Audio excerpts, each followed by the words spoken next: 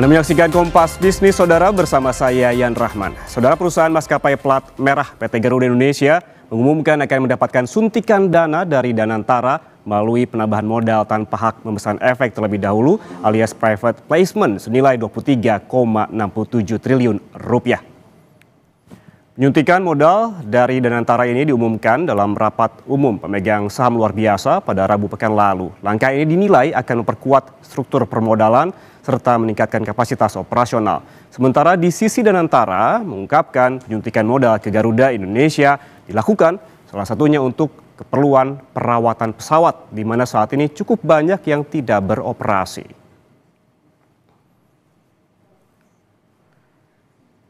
Lalu saudara, seperti apa rincian alokasi dana yang akan digunakan oleh Garuda Indonesia setelah dikucurkan oleh Danantara? Kita lihat data. Nah, ini dia, Danantara suntik 23,67 triliun ke Garuda Indonesia. Dari 23,67 triliun rupiah yang akan disuntikan oleh Danantara, ini sekitar 8,7 triliun rupiah atau 37% dialokasikan untuk kebutuhan modal kerja Garuda, meliputi pemeliharaan dan juga perawatan pesawat. Sementara itu 14,9 triliun rupiahnya ini atau sebesar 63% untuk mendukung operasional Citylink. Terdiri atas 11,2 triliun untuk modal kerja dan 3,7 triliun rupiah untuk pelunasan pembelian bahan bakar kepada Pertamina periode 2019 hingga 2021. Lalu sebetulnya seberapa optimistis langkah ini akan memperbaiki kinerja keuangan Garuda Indonesia? Kita lihat apa kata Danantara. Nah, berikut ini Chief Operating Officer atau CEO Danantara sekaligus Kepala BP BUMN Doni Oskaria bilang suntikan dana ke Garuda Indonesia merupakan bagian dari restrukturisasi perseroan yang merupakan restrukturisasi menyeluruh yang melibatkan renegosiasi kewajiban dengan pemilik aset asing, konversi sebagian utang modal, serta penempatan talenta terbaik dari dalam dan juga luar negeri untuk memperkuat kapasitas manajemen. Doni juga dengan optimistis mengungkapkan seperti yang berikut ini bahwa Garuda Indonesia tahun depan akan raup keuntungan dan dengan demikian masuk ke fase sehat. Melihat potensi yang ada, kami sangat yakin Garuda masuk ke fase positif. Jika merujuk statement dari Doni Oskaria, artinya saat ini Garuda Indonesia belum meraup keuntungan dan belum pula masuk ke fase positif secara kinerja keuangan. Kita cek data. Nah, ini dia saudara, betul sekali saat ini Garuda Indonesia belum meraup keuntungan alias rugi yang terus membengkak. Per kuartal 3 2025, Garuda Indonesia membukukan rugi bersih sebesar 182,53 juta dolar Amerika Serikat atau lebih dari 3 triliun rupiah. Rugi Garuda Indonesia ini membengkak sebesar 39,10% secara tahunan dibandingkan rugi bersih pada periode yang sama tahun sebelumnya sebesar 131,22 juta dolar Amerika Serikat atau hampir 2,2 triliun rupiah. Kita lihat juga bagaimana dengan kinerja keuangan Garuda Indonesia lainnya di grafik berikutnya. Nah, berikut ini kinerja keuangan Garuda Indonesia. Garuda Indonesia juga masih berkutat dengan ekuitas negatif di mana nilai liabilitas atau kewajiban ini melebihi asetnya. Garuda Indonesia per 30 September 2025 telah membukukan aset sebesar 6,75 miliar dolar Amerika Serikat. Sementara liabilitasnya sebesar 8,28 miliar alias lebih besar dibandingkan asetnya. Sehingga ekuitasnya minus 1,53 miliar dolar Amerika Serikat. Dengan adanya aksi korporasi terkait penyuntikan modal di tengah fundamental yang kurang menjanjikan, seperti apa kinerja saham Garuda Indonesia? Kita lihat data berikutnya. Nah, inilah kinerja saham dari Garuda Indonesia selama sepekan terakhir. Ternyata pasar merespon positif kabar Danantara yang akan menyuntikkan modal jumbo ke Garuda. Terbukti usai rapat umum pemegang saham luar biasa pada 12 Oktober 2025, ini saham Garuda dengan kode GIAA atau GIA melesat 4,85% atau 5 poin ke level 108. Dari 12 November sebesar levelnya itu 103, naik jadi 108 di 13 November 2025. Kemudian GIA juga kembali meroket sebesar 7,4% saudara ke level 116 pada penutupan perdagangan pekan lalu, namun langsung masuk papan pemantauan khusus. Dan saudara, penyuntikan modal 23,67 triliun rupiah dari Danantara ke Garuda Indonesia tampaknya cukup ampuh mengerek harga saham Garuda. Namun apakah ini dapat bertahan lama atau euforia saat? Selesai jeda, Kompas Bisnis akan membahas yang lebih lengkap bersama Kepala Riset Panin Sekuritas Nico Loren. Tetaplah bersama kami di Kompas Bisnis.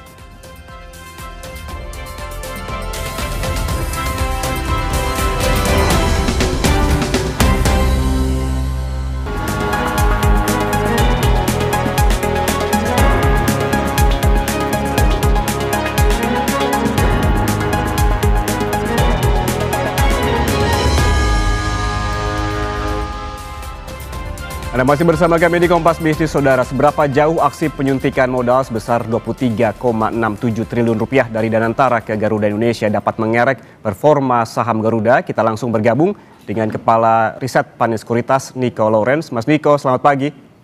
Pagi, Mas Ian. Mas Nico, ini Anda melihatnya secara jangka pendek, kemana arah saham Garuda setelah disuntik dana jumbo oleh Danantara?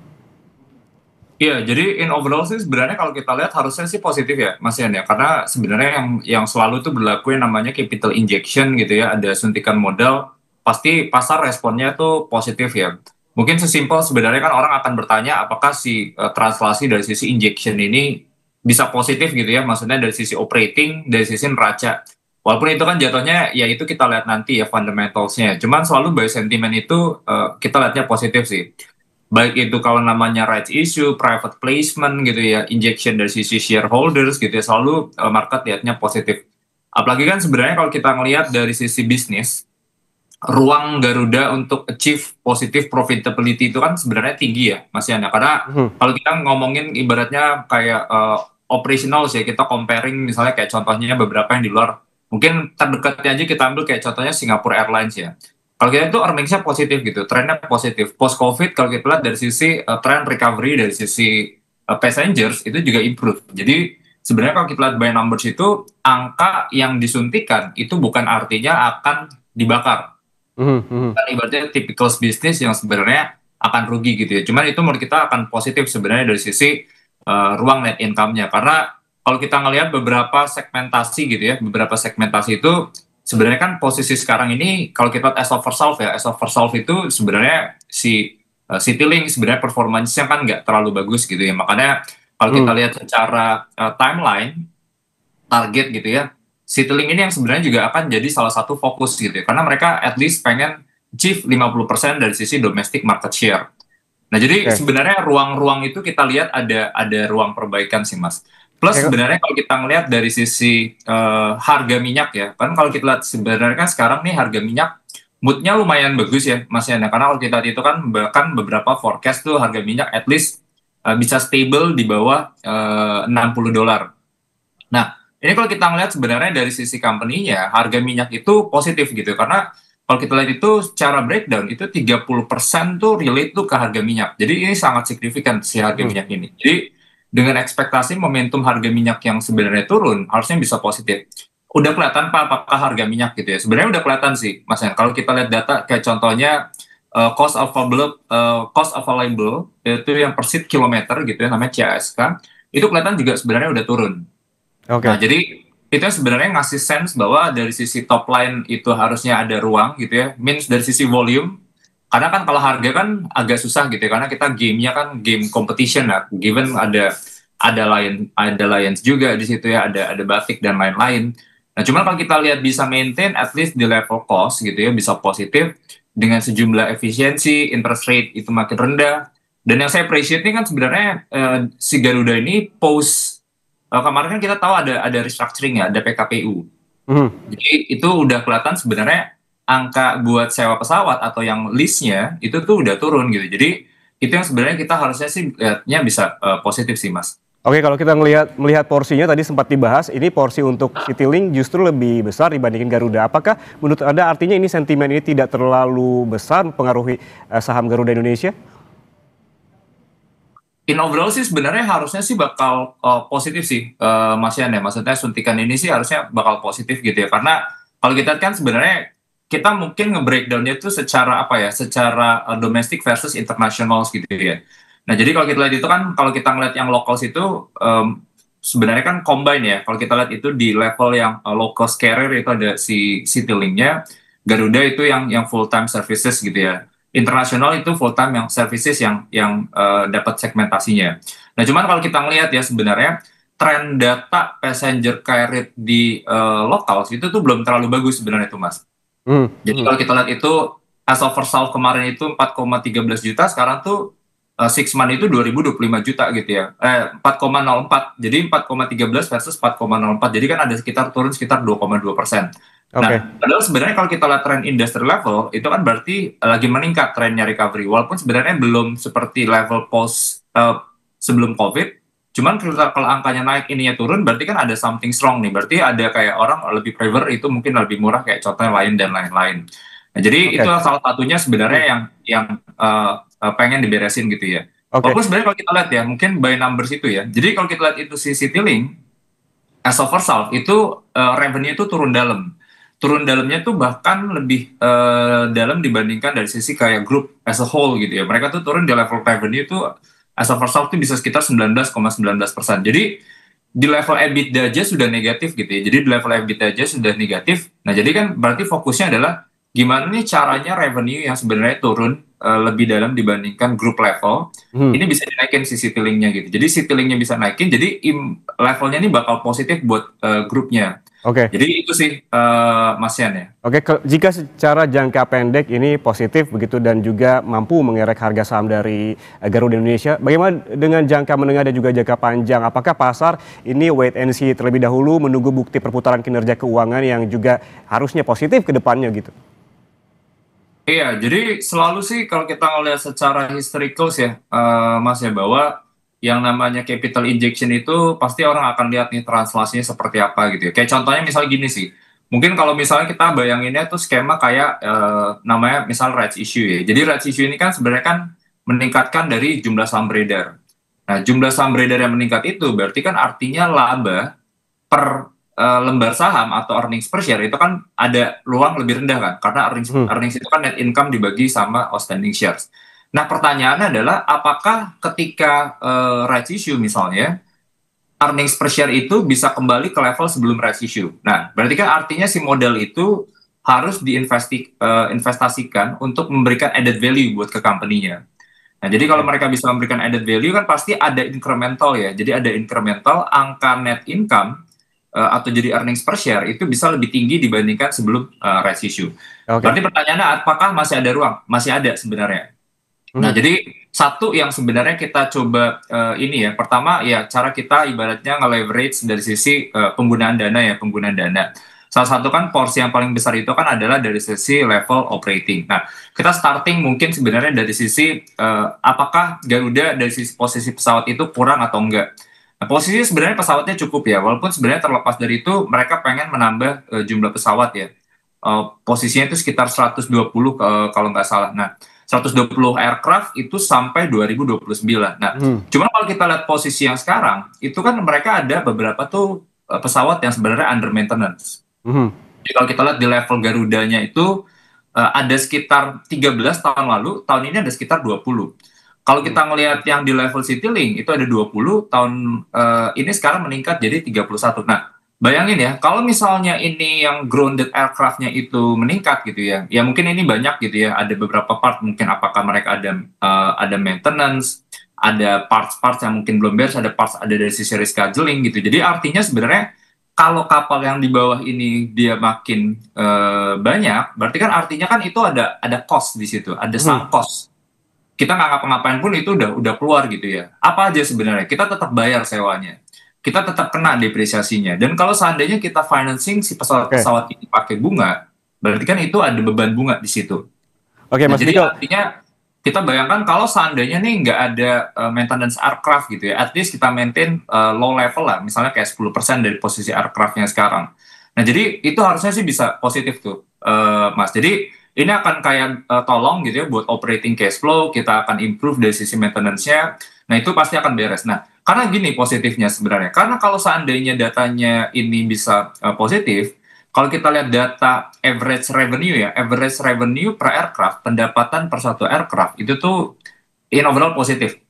Saya nggak bilang turun gitu ya, cuman kalau kita lihat dari sisi Garuda Indonesia, average revenue per aircraft itu naiknya sampai 1,3%. Di level Citylink itu 4,4% gitu. Jadi somehow ngasih sense gitu ya. Kan kalau revenue per aircraft ini kan kombinasinya banyak ya. Gimana apakah mereka bisa maintain istilahnya namanya seat load factor gitu. Jadi seat load factor itu adalah tingkat keterisian dari sisi pesawat. Nah, tingkat keterisian pesawat itu at least tuh yang positif tuh di atas 60% sebenarnya. Jadi tingkat keterisian pesawatnya si Garuda itu tuh sekarang di posisi 78%, dan kalau kita compare angkanya ke tahun lalu itu positif. Kalau kita ngomongin dari sisi yield gitu ya, dari sisi yield itu sebenarnya ya mungkin ya belum terlalu ini ya Mas ya, karena yield ini kan sebenarnya dampaknya adalah passenger yield ini kan sebenarnya kan adalah fungsi competition gitu ya. Walaupun kalau kita angka passenger yield-nya itu tuh turun sebenarnya. Jadi itu sebelumnya kayak di level domestik by US dollar tuh kemarin 9,49, sekarang 9,12. Cuman seat load factor-nya kita appreciate. Nah, kalau seandainya kalau kita lihat revenue per aircraft-nya nih bisa bagus gitu ya. Nah, ini ke bawah-bawahnya nih bakal ngikutin tuh kan. Karena revenue kita udah beresin ya, berarti volume-nya dapat, harganya at least ke-maintain gitu ya. Nah, gimana kita ngeliatnya dari sisi cost structure tadi yang kita lihat. Nah, cost structure ini sebenarnya function-nya banyak ya. Cuman sebenarnya dari beberapa PKPU yang sebelumnya post PKPU yang dilakukan Garuda gitu ya, angka-angkanya kita lihat sih sebenarnya udah lumayan positif ya, Mas. Karena contohnya gini sih, yang jadi salah satu proxy buat dari sisi ini mungkin orang akan kayak menggunakan operating expense gitu ya. Mungkin nggak akan sesimpel itu sih sebenarnya. Karena kita bisa ngeliat itu dari sisi yang namanya cost available per seat kilometer. Nah, kalau kita lihat angkanya itu turun sebenarnya. Jadi cost-nya itu kalau kita lihat itu turun, walaupun sebenarnya ex-fuel-nya itu masih naik ya. Jadi cost itu ada yang dipisah, nggak masukin minyak, ada yang dimasukin minyak, jadi ex-fuel. Nah, kalau kita lihat cost in overall-nya turun. Mas yang Viko, masih minyak ya, angkanya turun. Berarti minyak ini kontribusinya positif.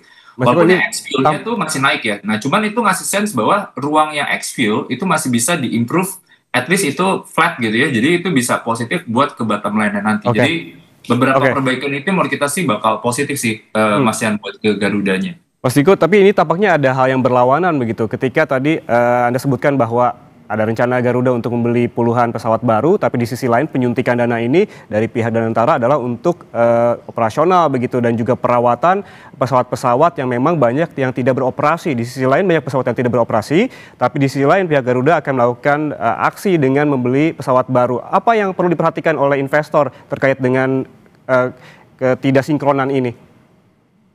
Iya, jadi dari posisi sekarang sih sebenarnya kita harus coba breakdown dulu sih Mas. Maksudnya kalau kita lihat dari yang kayak pesawat itu yang under maintenance itu karena apa gitu ya. Apakah concernnya dari sisi capital structure, apakah dana itu nggak ada gitu ya. Maksudnya untuk support dari sisi funding si maintenance itu tadi, fokusnya ke situ ya. Karena kalau kita lihat itu nanti post ada itu, harusnya dana-dana itu yang bisa ke schedule ini bisa lebih positif Mas. Jadi itu sih. Nah, cuman kan berarti kan artinya nih 120 yang expansion yang dilakukan itu adalah harusnya post ini di-utilize dulu ya, Mas Yan ya. Jadi kalau kita lihat itu yang under maintenance itu bakal di-utilize dulu. Kalau kita lihat dari sisi utilization rate-nya udah positif gitu ya, passenger car rate-nya udah mulai improve, baru mereka pelan-pelan akan melakukan ekspansi. Jadi ekspansi ini pun sebenarnya akan sangat tergantung juga apakah kalau kita lihat dari sisi. Jadi 120 itu kan sebenarnya kan target kan.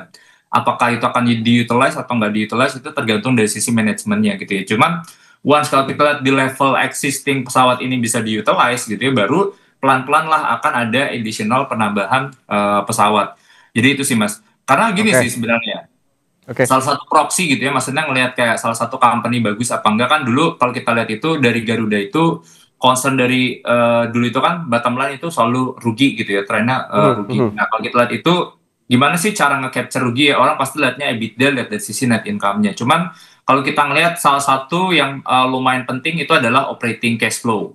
Operating cash flow itu kan sebenarnya kayak kombinasinya banyak ya. Ada kayak dari sisi model kerja, dari sisi laporan keuangan perusahaan gitu ya. Kalau kita lihat tuh datanya kemarin, as of di 6 month itu positif gitu. Dan kalau lihat dari sisi quarterly itu positif. Capture-nya gimana? Nah itu ibaratnya kayak gini sih. Itu kan ada kombinasi dari sisi leasing gitu ya. Ada kombinasi misalnya kita bayar fuel misalnya itu belakangan. Nah jadi itu tren operating cash flow-nya positif. Oke, kalau kita Betul, melihat kalau kita juga lihat. data-data lainnya, Mas Niko terkait dengan tingginya biaya operasional hingga biaya berbasis dolar Amerika Serikat ini juga apakah perlu dipertimbangkan? Iya, kalau kita lihat sih sebenarnya kalau beberapa ya concern-concern terkait dengan biaya operasional itu jadi pertimbangan juga sih Mas. Itu mungkin ya jadi sedikit sentimen negatif ya. Cuman kalau debt level terkait dengan US dollar gitu ya kalau kita lihat jadi pertimbangan juga sih sebenarnya buat buat investor ya. Karena kan di posisi sekarang ini posisinya US dollar trennya kan lagi lumayan kuat gitu ya, rupiahnya melemah gitu. Cuman kalau kita sih sebenarnya beliefnya bahwa si rupiah ini at least kalau kita ngeliat data konsensus by Bloomberg gitu ya, itu sebenarnya trennya bakal positif in the long run. Target Hmm. rupiah per US dollar kita tuh bisa 16.000 dari posisi sekarang tuh 16.700 ya. Given kondisinya sekarang ini kan dolar indeks di US itu kan lagi melemah ya Mas. Itu kan udah di bawah 100. Nah kalau kita lihat itu kan concern utama dari sisi investor itu adalah debt level. Debt level di US tuh relatif tinggi, jadi mereka harus print uang, itu sekitar kan mereka ada beresin utang tuh tahun ini 7 triliun US dollar, mereka harus print uang. Print uang berarti money value mereka tuh makin banyak, berarti artinya dollar value mereka akan makin rendah. Nah, jadi dollar value yang makin rendah itu harusnya bakal positif buat ke rupiahnya. Jadi di posisi itu sih kita ngelihat Hmm. harusnya at least gitu ya, rupiah tuh bisa stable gitu ya. Cuman kalau seandainya misalnya tiba-tiba ada shock terhadap ekonomi gitu ya, demand terhadap US dollar meningkat sebagai safe haven, pasti itu nggak akan positif buat ke Garudanya. Cuman kalau kita lihat base case skenario yang sekarang, sebenarnya given posisi US dollar itu relatively stable, harusnya sih kita bisa lihatnya sih positif ya buat ke Garuda. Karena cuman yang investor juga lagi tunggu kan sebenarnya ini ya Mas, maksudnya potensi merger antara Garuda dan juga Pelita gitu ya. Hmm. Hmm. Karena ya kita tahu lah beberapa concern gitu ya. Ini ada pros and cons-nya sebenarnya dari sisi apakah bakal merger, apakah merger. Karena orang concern, oh ini Pelita udah positif, udah bagus gitu. Jangan di-combine sama Garuda. Cuman kita dapat sense terkait dengan pemerintah yang sekarang ini kan adalah istilahnya nggak usah perang lah ya sama teman-teman sendiri gitu ya. Hmm. Kalau kita ngomongin kayak contohnya merger-merger sekarang ongoing lagi ngobrolin merger insurance misalnya, lagi ngobrolin misalnya merger dari sisi asset management. Perusahaan-perusahaan karya tuh bakal di merger gitu ya. Bank-bank buku satu tuh bakal di merger gitu. Jadi intinya sebenarnya restructuring holding. Hmm. Cuman point of view atau dari sisi government atau dari Danantara gitu ya ngelihatnya bahwa ya kalau kayak gini kita nggak usah kayak cannibalism, kita ibaratnya dari sisi government own masing-masing gitu ya, itu nggak usah ada pukul-pukulan gitu, nggak ada cannibals. Ya, jadi artinya ya tujuannya adalah sebenarnya ini bisa memperbesar dari sisi si pangsa pasar itu Hmm. tadi. Jadi gitu sih Mas. Oke, kalau kita melihat dari statistik dan juga tadi fundamental kita sudah bahas, sebetulnya itu kurang menjanjikan begitu, walaupun masih banyak ruang tumbuh. Secara statistik ini seperti apa? Kita melihat secara histori year to date lah paling tidak atau tahun berjalan saham Garuda ini naik lebih dari 114%. Analisis Anda seperti apa secara statistik dari saham Garuda? Iya, in overall sih sebenarnya kalau kita lihat ya Mas, based on statistik sih movementnya tuh positif ya, long term trendnya tuh positif ya. Jadi saya lihat sih sebenarnya trennya lagi uptrend dan orang tuh biasanya kalau kita ngomongin statistik itu by correlation itu orang selalu ngelihat bahwa bisnis aircraft sih. Kalau kita saham aircraft ini di mana-mana tuh orang bakal melihat ketika ada penurunan harga minyak itu pasti bakal positif. Jadi mereka ngelihat ada ibaratnya kalau seandainya nanti ini harga minyak moodnya itu bisa turun di bawah 60 gitu itu pasti bakal positif. Apakah pertanyaannya harga minyak nih bisa turun di bawah harga 60 ya? Jadi kalau kita lihat by industry level gitu ya, kan orang pertama sebelumnya kita lihat itu OPEC itu masih agresif naikin mereka punya produksi. Itu kalau kita lihat itu sekitar terakhir itu sekitar 400.000 barrels per day itu as of Desember ini sebenarnya. Nah, jadi ruangnya tuh ada gitu ya. Hmm. Walaupun sempat statement terakhir nih kayaknya produksi kayaknya kita udah lumayan mentok, jadi kita pengen jaga harganya. Nah, cuman kalau kita lihat dari sisi demand, jadi kalau kita based on dari sisi International Energy Agency, itu demand untuk minyak itu kalau kita lihat itu trennya bakal turun. Nah, trennya Hmm. bakal turun. Berarti means kalau misalnya tren itu bakal turun, harga minyak ini at least stable ya, atau ibaratnya turun dari harga yang sekarang. Nah, pertanyaan adalah apa yang kira-kira bisa bikin minyak tuh naik gitu ya? Ya kita lihat sebenarnya tensi. Kita coba breakdown masing-masing misalnya. Kalau kita ngomongin yang posisi sekarang misalnya Israel dan Hamas, so far ada gencatan senjata yang terlepas dari beberapa hal mungkin masih ada noise gitu ya. Kalau Hmm. kita ngelihat Rusia Ukraina itu juga moodnya juga so far lagi ongoing juga ya. US kan menjadi broker di situ. Nah, jadi kita lihat sebenarnya dari sisi tensi itu tone-nya lebih positif dibandingkan sama ke tahun lalu. Nah, Kenapa ibaratnya ini demand bisa turun ya? Karena kalau kita lihat by structural itu negara-negara tahun depan itu mungkin growth-nya average global itu 3,1%. Jadi mungkin sama levelnya sama tahun ini. Nah, jadi itu yang bikin sebenarnya harga minyak ini alternatifnya udah ada gitu ya. Masa orang udah pelan-pelan misalnya shift buat ke energi baru, sekarang ada electric vehicle juga. Nah, jadi itu yang kita lihat sebenarnya harga minyak nih at least kalau bisa tuh di bawah 60. Nah, kalau seandainya investor melihatnya harga minyak ini bisa di bawah 60, nah ini kita lihat sebenarnya sih posisinya bakal positif Mas, khususnya Hmm, buat Garuda ya. Walaupun fundamentals bakal follow sih ya, fundamentals Oke. bakal follow. Cuma apa yang bisa mereka Hmm. tracking on the daily basis, itulah si harga minyak gitu. Jadi itu sih yang kita lihat sih bakal positif ya. Karena kan harga minyak ini kan mereka sebelumnya di level sempat 80, sempat 70 gitu ya. Jadi itu berbanding ini nih Mas, berbanding terbalik harga minyak turun, saham Garudanya jadi naik. Oke, kita melihat banyak sekali sentimen dan juga katalis baik domestik dan juga global begitu terkait dengan pergerakan saham dari Garuda Indonesia. Tapi kalau kita melihat dari paling tidak penutupan bursa di pekan lalu, kita lihat data ini ada kenaikan dari 103 naik ke level 108, naik lagi ke 116 dari 4% begitu di 12 November ke 13 November, naik lagi 7% dari 13 November ke 14 November. Ini artinya menurut Anda hanya euforia sesaat atau memang akan panjang begitu kalau kita melihat fundamental dan juga segala sentimen yang kita bahas sebelumnya? Iya, ya mungkin ini sama sih Mas yang namanya tuh dari apa ya injection itu market tuh selalu lihatnya positif. Ruang konsolidasi atau merger orang akan melihatnya positif walaupun terlepas dari sisi fundamental itu ya tadi yang balik lagi apakah secara incremental ini bisa naikin earnings per share-nya mereka. Kalau kita ngomongin merger tuh selalu semuanya tuh positif gitu ya. Akuisisi contohnya dulu SMGR sama Batu Raja atau misal SMCB, kalau kita lihat kayak contohnya case-nya adalah Indosat sama Hutchinson, pasti orang lihatnya positif. Walaupun sebenarnya selalu tuh, maksudnya kalau kita ngomongin secara finance, yang namanya merger itu nggak selalu 1+1 sama dengan 2 ya. Maksudnya Hmm, merger itu orang mungkin bisa lihatnya 1+1 sama dengan 1,8. Ada nilai yang hilang 20%. Apakah 1+1 bisa jadi 2,5? Nah itu kan sebenarnya kalau kita lihat case secara statistiknya, percentage-nya kecil sebenarnya. Jadi fundamentalsnya itu kecil. Nah, cuman selalu kalau kita lihat di market itu, secara konsolidasi, orang lihat tuh yang ibaratnya tuh grup yang gabung atau lebih besar gitu ya, atau misalnya dengan adanya injection, itu pasti tone-nya lebih positif sih, Mas gitu ya. Jadi ini pasti berlaku ke situ sih. Cuma pertanyaannya adalah apakah ini bakar uang atau enggak. Nah, hmm, cuman kan bakar uang atau enggak, kita kan tinggal lihat dari sisi operating cash flow-nya. Kalau operating cash flow-nya itu trennya negatif, berarti uang yang disuntik itu pasti lama-lama akan habis dan mereka harus suntik lagi. Cuman kalau kita lihat operating cash flow-nya itu positif gitu ya, uang yang disuntik ini harusnya akan translasi sih ke akumulasi profit dan lain-lain. Mungkin saya sedikit ada tadi agak sedikit ini ya, ada terlupa buat yang dibahas ya. Jadi saya juga appreciate beberapa hal tuh contohnya bisnis kargonya Garuda ya. Kalau kita tren hmm. bisnis kargonya Garuda nih saya lihat juga positif sih Mas. By volume itu positif, kalau kita lihat secara yield pun juga trennya juga positif tuh. Yield tuh bahkan naiknya bisa sampai 11,9%. Volume naiknya 2,3% gitu. Jadi banyak segmentasi yang menurut kita tuh bisa didorong ya Mas buat perbaikin performancenya Garuda. Oke, terakhir Mas Niko, target harga GIA hingga akhir tahun ini berapa? Mengingat kita tahu bahwa emiten Garuda ini masuk full call action atau papan pantauan. Ya, at least sih kalau kita lihat closing terakhir itu di 116 ya, dengan aja restructuring sekarang sih, saya masih bisa lihat ini di range 125 sampai 130 sih, Mas.